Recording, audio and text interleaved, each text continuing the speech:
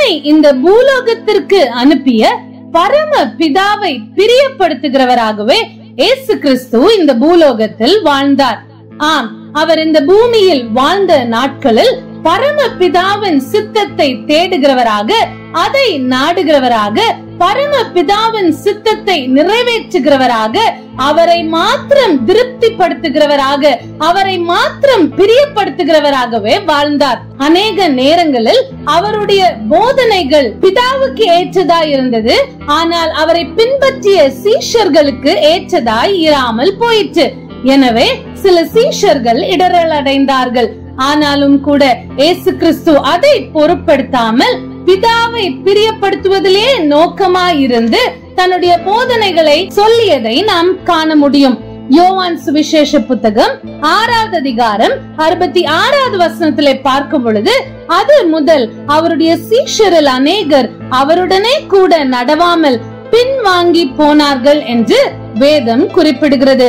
ஆனால் இயேசு கிறிஸ்துவோ, ஐயோ, இப்படி சில சீஷர்கள் விலகி போகிறார்களே, நாம் நம்முடைய போதனைகளை மாற்றுவோம் என்று மாற்றாமல் எப்பொழுதும் பிதாவுக்கு பிரியமானதையே அவர் செய்தார் என்று சொல்லி பின்வரும் பகுதிகளிலே நாம் பார்க்க முடியும்.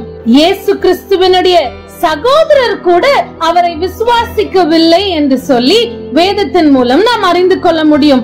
யோவான் 7:5 இவ்விதமாய் சொல்லுகிறது, அவருடைய சகோதரரும் விசுவாசியாதபடியால் இப்படி சொன்னார்கள். யார் விசுவாசித்தாலும் பரவாயில்லை, விசுவாசிக்காவிட்டாலும் பரவாயில்லை, பிதாவானவர் என்னை அனுப்பிய நோக்கத்திலே நான் ஜாக்கிரதையா இருக்க வேண்டும், அவரை மாத்திரமே நான் பிரியப்படுத்த வேண்டும் என்பதிலே இயேசு கிறிஸ்து மிக கவனமாக இருந்தார். அவருடைய சொந்த ஜனமாகிய யூதர்கள் கூட அவரை நிராகரித்தார்கள் என்று சொல்லி மத்தேயு 13:53-54 வசனங்களிலும், மார்க்கு 6:1-3 வசனங்களிலும், யோவான் 6:41, லூக்கா 4:24 நாம் பார்க்க முடியும். அவரை குறித்து இடரல் அடைந்தார்கள் என்றும் அவரை பார்த்து முறுமுறுத்தார்கள் என்றும் சொல்லி வேத வசனங்கள் குறிப்பிடுகிறது. ஆனாலும் அது எதையும் அவர் பொருட்படுத்தாதபடிக்கு எப்பொழுதும் பிதாவானவரை பிரியப்படுத்துவதிலே மிக கவனமாயிருந்தார்.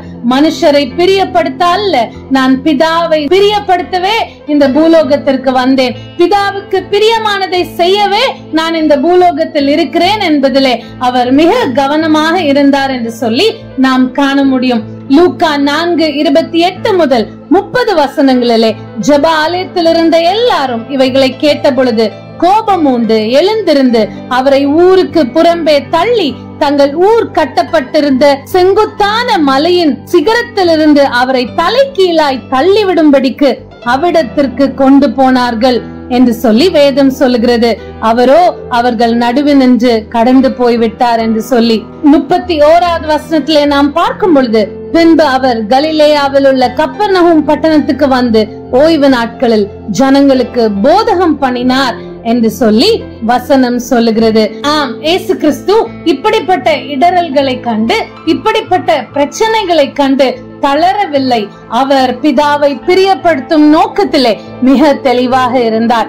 இயேசு கிறிஸ்துவை பின்பற்றுகிற நாமும் கூட மனுஷர்களை பிரியப்படுத்துவதிலே நோக்கமாயிராமல் தேவனை பிரியப்படுத்துவதிலே நோக்கமாயிருந்து ஜீவிப்போம் என்று சொன்னால் அதுதான் அர்த்தமுள்ள லெந்து கால வாழ்க்கை. ஆமென்.